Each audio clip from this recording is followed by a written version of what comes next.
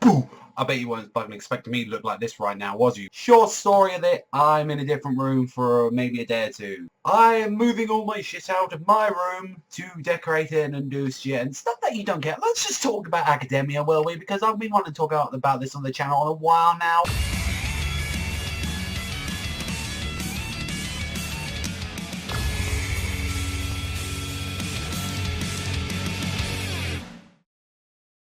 So it's back, everyone, Academia Reviews. Hopefully I'll actually be able to keep these ones up a lot longer than I was actually last time. That was like, what, 5, 6 chapters, and that was just on and off and all that. So yeah, we're going to get straight into this one. It was weird, honestly, to see that this chapter was entirely focusing like more on like, it's not even the B tier sort of characters and all that. Like what I put like B tiers like Uraraka and stuff like in Academia. This is like more C, D going E to F and all that. It's like, you know, when you get a little fucking grape guy going around in this stuff as well, like, and you're seeing like all the other teams as well going, like, you know, Kaminari and like Uraraka's team. I was like, oh, like, you know, Uraraka's the more important one out of all of them, and see, this is what they're going against like that. Like, little grape guy is going against fucking Midnight, which we find out about her quirk, especially, is that it's one that I wasn't expecting, actually. It's actually sleep gas. It's like, she releases like this aroma from her body, and it pretty much makes everyone like fall into sleep, and conveniently enough, it works a lot better on males than it does on females. It's like, I like it, like, because like the whole thing of like the chapter when he just started running and all that, because it was like, why is he running? Like, because I honestly thought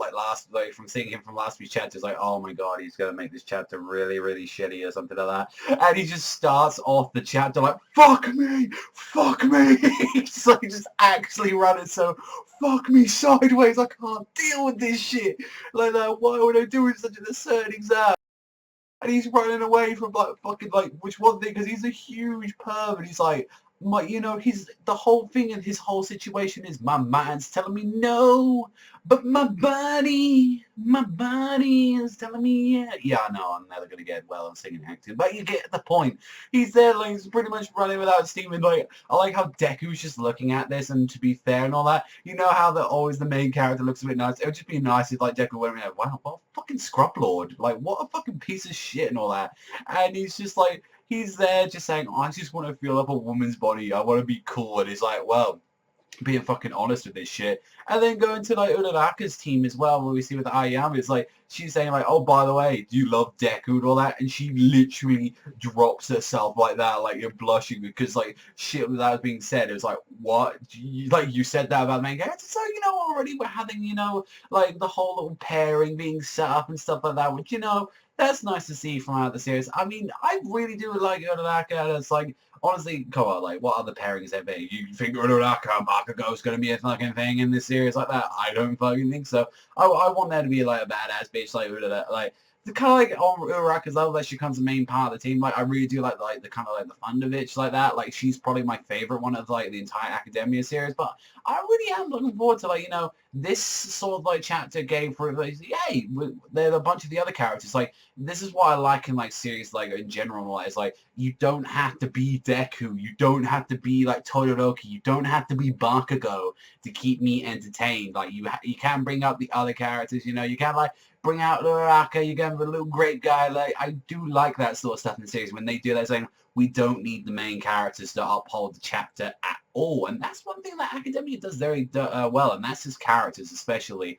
I'm not gonna lie, I was laughing just throughout it when he just decided, I'm gonna use my powers by combining my friends like thing, which was like sellotape and all that, so I don't get any of the gas inside of me. Do a run up, throw the grape so she can't use a whip at it, and he's like, yo, the tits can wait. He's carrying his friend in the back. I'm like, okay, you ended the chapter pretty well. I was like, the boobs can wait. I approve of this, definitely, like, throughout this chapter. And then actually going back to like the whole seriousness part of the actual chapter, we get to see like the old hand man like that, and the villains coming back, and it's like, oh, we get to see 2 of those villains that we showed out, like that really cool ass motherfucker with like kind of like got like the skin like and piercings all over his face and his arms and all that, and that very weird like yandere kind of girl like that who keeps like, I don't know, she's like, ooh, we got a buddy and all that. She's like getting really excited and all that. It's like, yeah, let me join like the living group, let me join. Like, she looks really weird. I don't know, just when that first time we saw that picture of her, she had like just blood on the wall. She had that really creepy face. I'm like, oh god, she looks like a yandere through and through. And I'm like, I'm really curious to see what these 2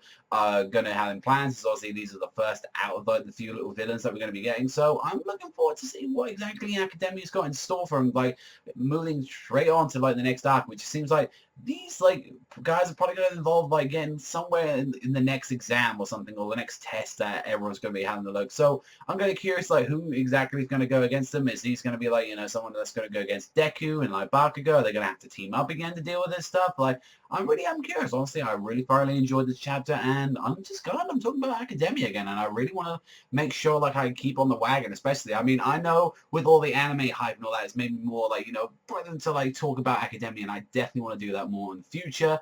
And you know, with the anime coming out, you know, those episode reviews, they're coming. Don't you worry, they're absolutely coming.